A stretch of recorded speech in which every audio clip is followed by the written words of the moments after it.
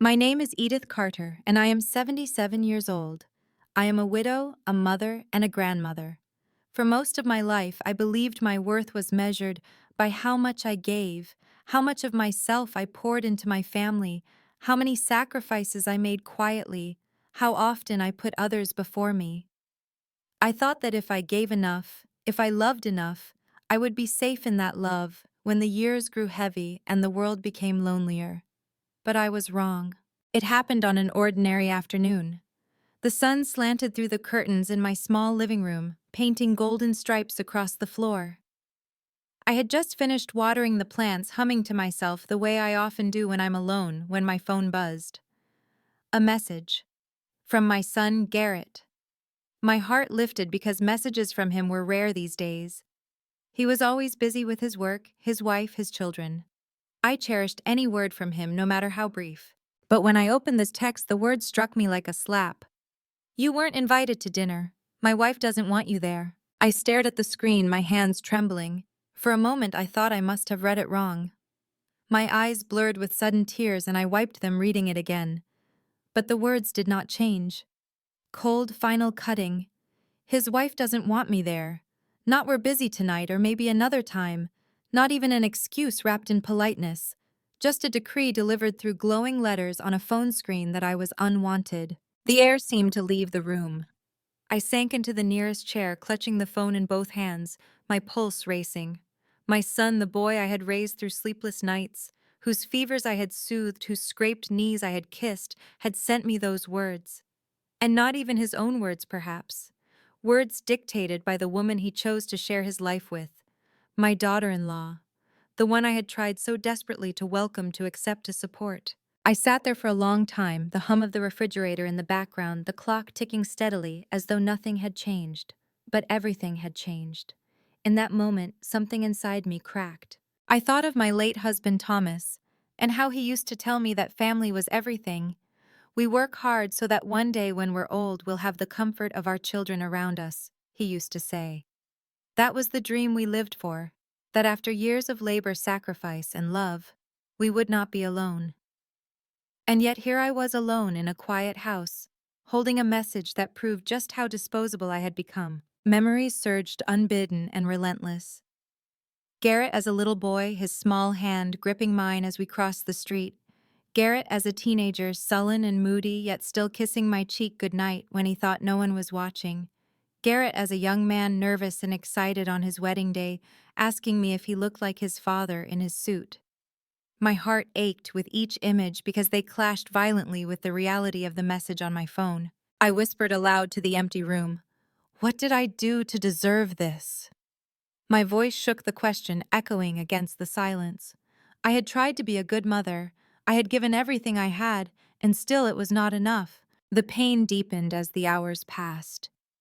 I imagined the dinner they would have without me. The table set neatly, my grandchildren laughing, my daughter-in-law smiling in satisfaction because I was not there. My son raising a glass, not even glancing at the empty chair where I should have been. The thought clawed at my chest, tearing it open until the grief felt unbearable. But beneath the grief, something else began to stir, a seed of anger. Because it wasn't just rejection, it was erasure. They wanted me gone, absent, invisible. They wanted to rewrite the story of family without me in it, and that I could not accept. I sat late into the night staring at that message, letting the hurt sink into me, letting the tears dry on my cheeks. And then, slowly, deliberately, I began to think. I thought of the years I had spent building this family, the sacrifices no one had thanked me for, the quiet power I still held in the form of memories, connections, and truths they had long forgotten. I thought of the secrets buried in the past, of the favors owed to me, of the strength that comes when a woman has nothing left to lose. That night I realized something crucial: betrayal can either break you or it can awaken you. And I was awake now more than I had been in years. Still, the loneliness pressed heavily against me. I made myself a cup of tea, though I could hardly taste it. The house felt unbearably quiet, filled with shadows of the life I once had. I walked slowly through each room, touching the furniture, the photographs, the mementos of a marriage and a family I thought would last forever. In my bedroom, I opened the drawer of my nightstand and pulled out a photo album. It was old, the pages yellowed at the edges. Inside were snapshots of our life: Garrett as a baby bundled in my arms, Thomas smiling proudly beside us, family picnics, birthdays, holidays. I traced my fingers over the images, my heart swelling with both love and sorrow. Did those moments mean nothing to him now? Could he truly discard me so easily, as if none of it had mattered? I closed the album and set it aside. My eyes fell once more on the phone still sitting on the table. That cursed message, those cold words, seemed to glow with a life of their own. But instead of breaking me further, they fueled me. They were proof of the betrayal, proof of the wound, and proof of what I needed to fight against. As the clock struck midnight, I made a quiet vow to myself. I would not allow my story to end like this, forgotten, cast aside, erased by the very people I had lived for. If my son and his wife thought they could push me out of their lives so easily, they were gravely mistaken. I still had strength in me, I still had a voice, and I would use it. I do not know yet exactly how this battle will unfold. I only know that I will not go quietly into the silence they have chosen for me. My life, my love, my sacrifices, they matter. And if I must remind them of that in ways they do not expect, then so be it. That night, as I finally lay down in bed, the tears returned. But they were different now. They were not only tears of grief, but of resolve. I clutched the pillow beside me, whispering into the darkness, "Thomas, if you can hear me, give me the strength. They think I am finished, but I am not finished yet." And for the first time in many months, I fell asleep, not with despair, but with a quiet, burning determination. The morning after that message, I woke before dawn. The sky outside was pale gray, the city still hushed in its half-sleep, but my mind was racing. Normally at that hour, I would have lingered in bed listening to the birds outside, easing my joints into the day. But that morning I rose with a weight pressing on my chest and a fire smoldering beneath it. I made myself coffee and sat at the kitchen table, the phone lying in front of me like an accusation. My son's words replayed in my head with a cruel rhythm. "You weren't invited to dinner. My wife doesn't want you there." Every time I heard them, it was like reopening a wound. I felt my heart recoil, not only at the rejection, but at the coldness of the delivery. How could he reduce me to this, to an unwanted guest in the life I helped build? I thought of Thomas again. If he had lived, would Garrett ever have dared speak to me like that? Thomas had been a quiet man, but his presence commanded respect. Garrett adored him growing up. He wanted so much to be like his father. But now, with his father gone, it seemed my son had forgotten both of us. I shuffled to the living room, my knees aching, and sat in Thomas's old chair. I let my eyes wander over the mantel lined with photographs of our family. One picture caught my attention. Garrett at his high school graduation, me standing beside him, my hand resting proudly on his shoulder. His face was young, full of ambition, full of promise, and mine was radiant with joy. Looking at it, I whispered aloud, "Where did that boy go?" It's a question every parent asks eventually, I suppose. Children grow, they change, they harden, but the cruelty of seeing my love repaid with dismissal was more than I could bear. For hours I sat there, grief washing over me in waves, sometimes so strong I could hardly breathe. But as the day wore on, something inside me shifted. Grief is heavy, yes, but anger is sharp, and sharpness can cut through despair. I thought of all the years I had given, the sacrifices I had made without complaint. I had worked 2 jobs when Thomas fell ill, just to keep Garrett in college. I had sold the jewelry Thomas gave me to help him buy his first car. I had stood by his side when he failed his first business venture, comforting him, telling him he could try again. I had carried this family on my shoulders. And now I was to be cast aside, uninvited, unwanted, erased. No, the more I sat with that thought, the stronger my resolve became. My life was not theirs to edit. My worth was not theirs to decide. If they thought I would simply vanish into silence, they were wrong. In the following days, I found myself observing more closely. Garrett rarely visited, but when he did, he seemed distracted, restless.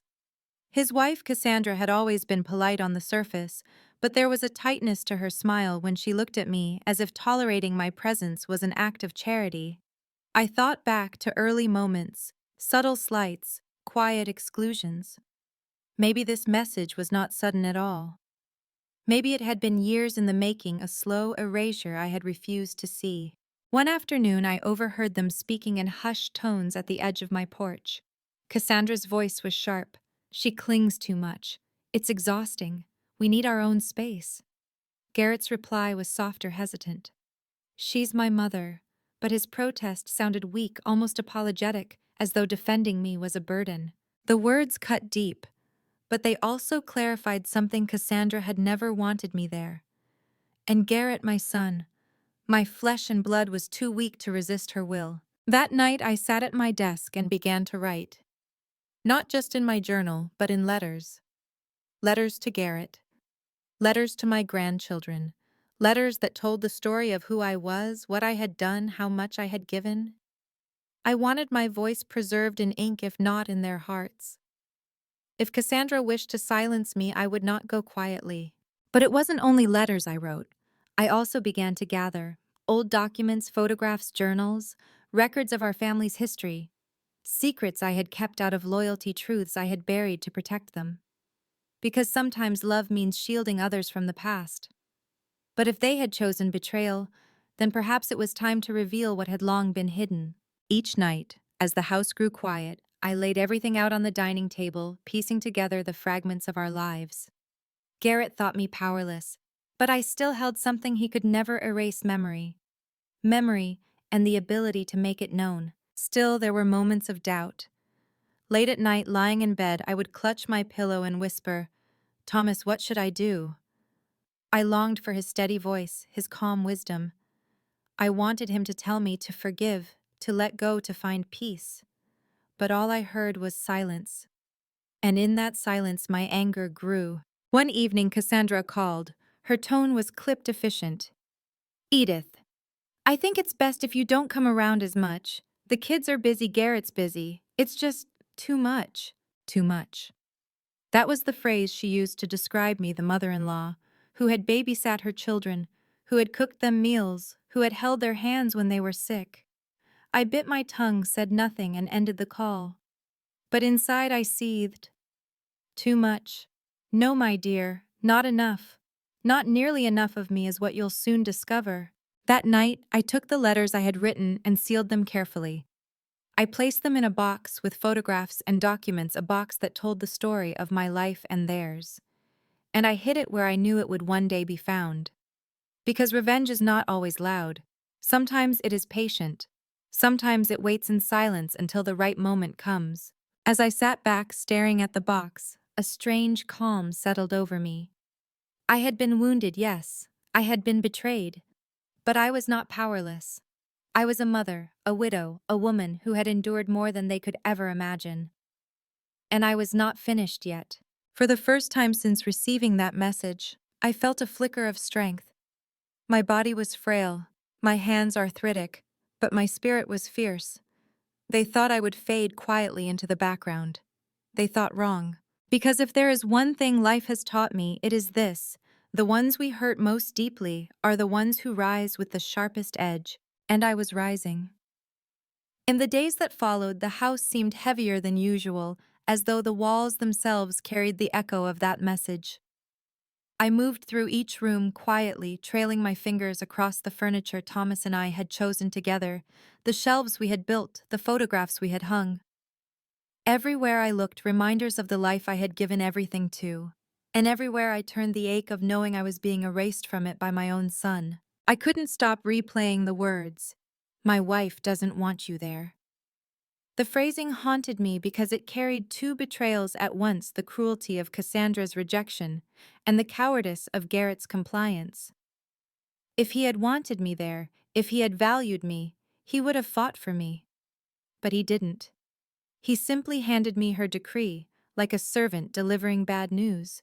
At first I told myself he must have been pressured, that perhaps Cassandra had cornered him, forced his hand.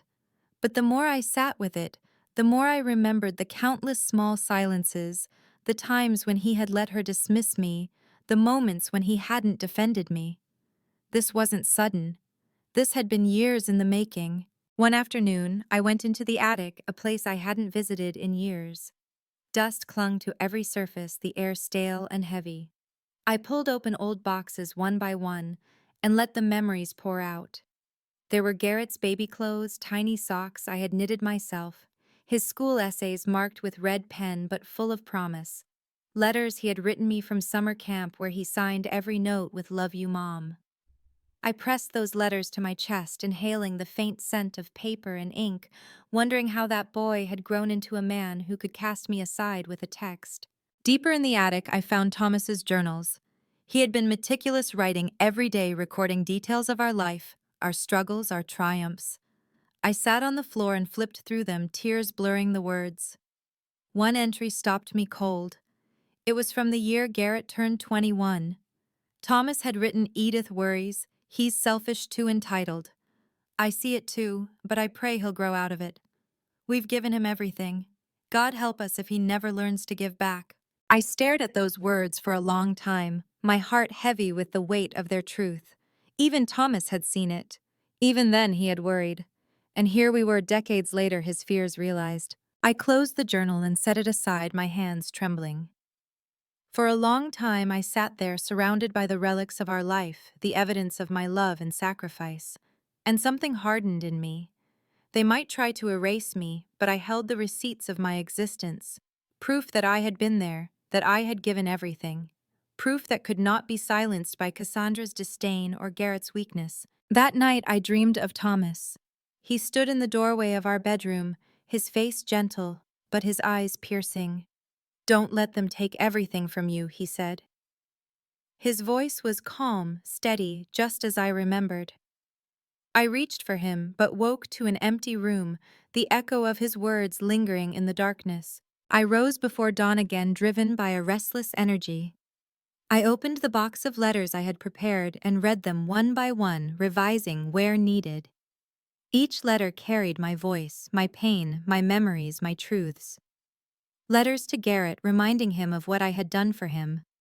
Letters to my grandchildren telling them stories of their heritage, of the strength and love that ran in their blood. Letters that would outlive Cassandra's manipulations. But it wasn't only letters I was preparing. I began reaching out quietly to old friends, people who had known Thomas and me for decades. I invited them for tea, for small gatherings. They listened as I spoke carefully, not bitterly, but honestly, about how isolated I had become, about how Garrett and Cassandra had distanced themselves. Their eyes softened with sympathy, but behind that sympathy was something else, outrage.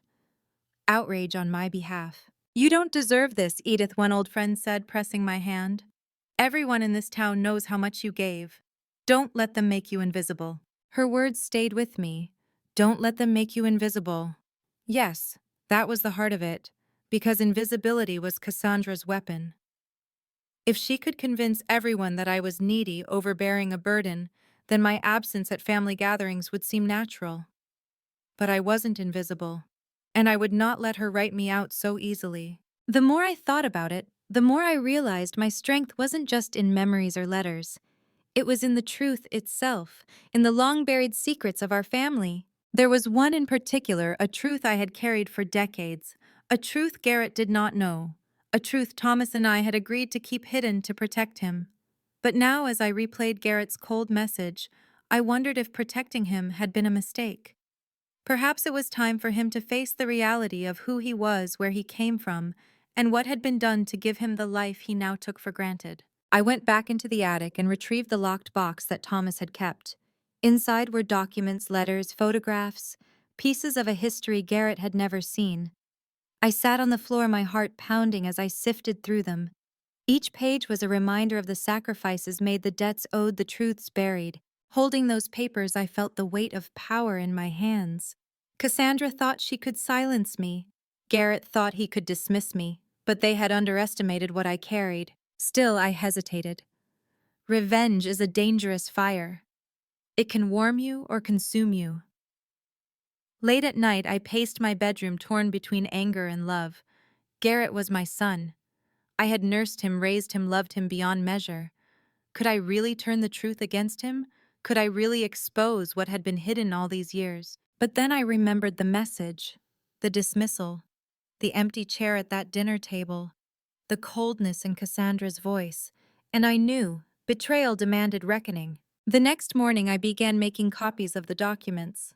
Carefully, methodically, I prepared them, sealing them in envelopes addressed not just to Garrett, but to others: lawyers, family, friends, people who would understand their significance. As I worked, I felt a strange sense of calm.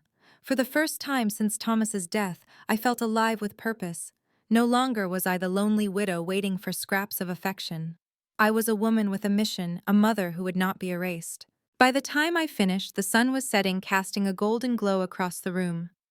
I sat back and looked at the envelopes spread before me, my hands aching but my spirit fierce. "They think I am finished," I whispered to the empty room, "but I am just beginning." And as the shadows lengthened, I felt Thomas's presence again, not as a ghost, but as a strength inside me. Together we had built this family, and together in memory and in spirit, we would defend my place in it. The envelopes sat on my dining table for days, a silent army waiting for my command. Each one contained pieces of our family's history, truths I had once sworn to protect, but which now felt like my only defense. I would walk past them and feel both terror and exhilaration. To release them would change everything. To keep them locked away would mean surrender. One evening, as the sun dipped low and painted the walls with crimson light, I poured myself a glass of sherry and sat at the table staring at the stack. My hand trembled as I reached for the top envelope, the one addressed to Garrett.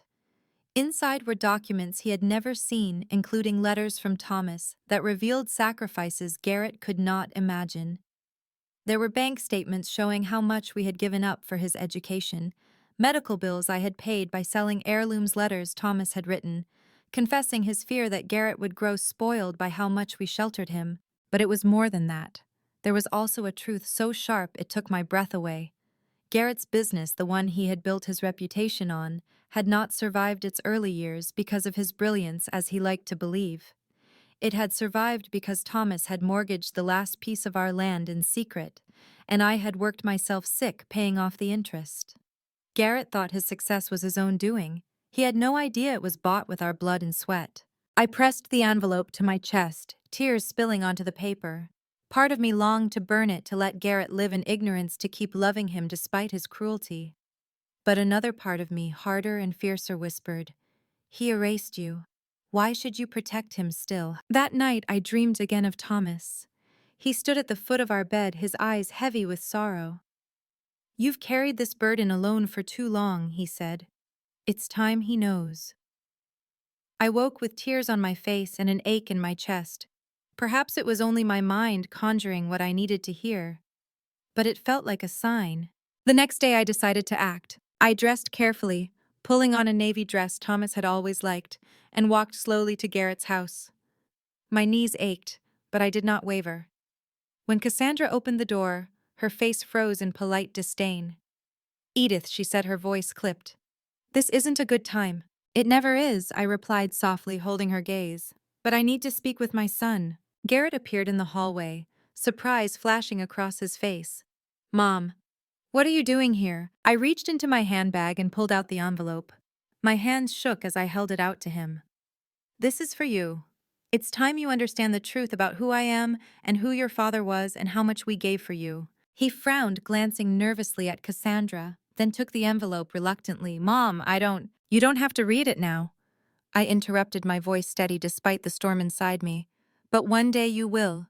And when you do, you'll realize what it means to erase me." For a moment, silence hung heavy between us. Cassandra crossed her arms, her lips pressed tight. Garrett shifted, uncomfortably torn between the woman who gave him life and the woman who ruled his present. "Finally," he muttered. "Fine, I'll look at it." I turned and walked away, my back straight, my heart pounding. I did not let them see my tears until I was safely home. That night, as I sat in my armchair with the clock ticking loudly in the silence, I felt both liberated and terrified. The secret was no longer mine alone. Whether Garrett chose to read the envelope today, tomorrow, or years from now, the truth was out of my hands. But truth has a way of surfacing when least expected. 2 days later, Garrett called. His voice was sharp, almost panicked. "Mom, what is this? These documents, these letters, why didn't you tell me? I closed my eyes, listening to the tremor in his voice. Because I wanted you to feel strong. I wanted you to believe in yourself. Your father and I thought it was better if you didn't know how much we carried for you. Silence. Then he said softer, "You should have told me." I almost laughed at the irony. "And you should have invited me to dinner." The line went quiet. I imagined him sitting there, the papers spread before him, the truth staring back at him. Perhaps for the first time in his life, he was seeing me not as an old woman, not as a burden, but as the foundation on which his life had been built. But Cassandra was not so easily swayed. That evening she called me herself. Her voice was icy. "Edith, I don't know what game you're playing, but dragging up old debts won't change things. Garrett and I have our own life now. You need to respect that." Respect! I repeated, my voice trembling with fury. "You demand respect while showing me none. You push me out of my own family and call me too much. You've mistaken silence for weakness, Cassandra. But I am not weak. I am his mother, and nothing you do will change that." She hung up on me, but I felt no fear. For the first time I felt powerful. She could control Garrett's dinners, his calendar, his daily life. But she could not rewrite the past. That belonged to me, and I had just handed it back to him. The days that followed were tense. Garrett did not call again, but I heard from others, friends, neighbors, that whispers were spreading. People were talking about how much Thomas and I had sacrificed, about how Garrett's success had been built on our backs. Cassandra must have hated it, the cracks forming in the image she had worked so hard to polish. And I felt something I hadn't in years: vindication. Yet beneath it all, a sadness lingered. I had not wanted this war. I had wanted love, family, togetherness. But betrayal had left me no choice. As I walked through my quiet house, as I prepared meals for one, as I sat by the window watching the seasons shift, I felt the ache of what could never be restored. Still, I clung to one truth: they might have tried to erase me, but they failed. My voice was louder than Cassandra's disdain. My love, my sacrifices, my history, they were carved into the foundation of our family, unerasable. And the reckoning was not finished yet. For there was one more envelope, one more truth still waiting to be revealed, a truth that could shatter the fragile balance entirely. I placed it in the drawer of my nightstand, my hand lingering on the cool wood. Its time would come. The last envelope remained hidden in my nightstand for a week, though every night I lay awake thinking of it. Its contents were more explosive than anything I had already shared, more than Thomas's sacrifices, more than our financial struggles. It contained the truth of Garrett's beginnings, a truth we had shielded him from out of love, a truth I now weighed against the betrayal I had endured. Inside were letters and records from a time Garrett was too young to remember. He had always believed that Thomas was his biological father, and in every way that mattered, he was. Thomas raised him, guided him, loved him with a devotion that never wavered. But Garrett had been conceived during a turbulent chapter of our marriage, a time when Thomas and I had briefly separated. I had made a mistake then when I confessed to Thomas when we reconciled, and Thomas, with the kind of grace I could never repay, chose to raise Garrett as his own. We buried the secret, swore it would never see daylight. Now, as I stared at that final envelope, I wondered if it was time to let the truth speak. Not to destroy Garrett, but to remind him that love is not about erasure, it is about sacrifice. He had erased me so easily from his dinner table. He needed to know that he himself had only ever been kept whole because Thomas refused to erase him. The night I decided to deliver it, I slept fitfully, my dreams filled with Thomas's voice. He spoke not in words I could clearly recall, but in feelings, sorrow, love, and a quiet urging: "Do what you must." The next morning, I dressed plainly and carried the envelope to Garrett's house. My heart hammered as I walked up the steps. When he opened the door, his eyes were wary, tired. He had aged in those few weeks, the weight of the documents I had already given him pressing heavily on his conscience. "Mom," he said, his voice low, "Cassandra's not here." "Good," I replied, handing him the envelope. "Then you can read this without her shadow." He frowned, glancing down at it, then back at me. "What is this?" "The truth," I said softly. "The last piece." I didn't wait for him to invite me in. I turned and walked away, my cane tapping against the steps, my breath shaky. At home, I sat in silence, waiting. Hours passed. The clock ticked, the sun set, the shadows lengthened. Finally, the phone rang. It was Garrett. His voice shook. "Mom, why didn't you tell me?" Tears blurred my vision. "Because it didn't matter. Thomas loved you. He was your father in every way that counted. We wanted you to grow up feeling whole." There was a long pause. Then he whispered, "I don't know what to say." "You don't have to say anything," I replied. "Just understand. Understand that everything you are, everything you built, was because of love, sacrifice, forgiveness. Not because the world erased mistakes, but because we chose to rise above them." Another silence, heavier this time. Then quietly he said, "I've treated you terribly." The words pierced me. I wanted to weep with relief, but I held steady. "Yes," I said simply, "you have. But now you know the truth. What you do with it is up to you." We hung up, and I sat in the dim light of my living room, my body trembling, my spirit exhausted. For the first time since that cruel message, I felt a measure of peace. Not because the wound was healed, it would never fully heal, but because I had reclaimed my voice. The days that followed were quieter. Garrett visited once without Cassandra, his eyes downcast, his movements awkward. He brought flowers, placed them on the table, and sat across from me. We didn't speak much, but the silence between us was different now. Not the silence of erasure, but the silence of reckoning. Cassandra, of course, did not come. I knew she was furious, perhaps even more determined to push me away. But it no longer mattered. Because Garrett had seen the truth, and truth cannot be unseen. I realized then that revenge is not always loud or vengeful.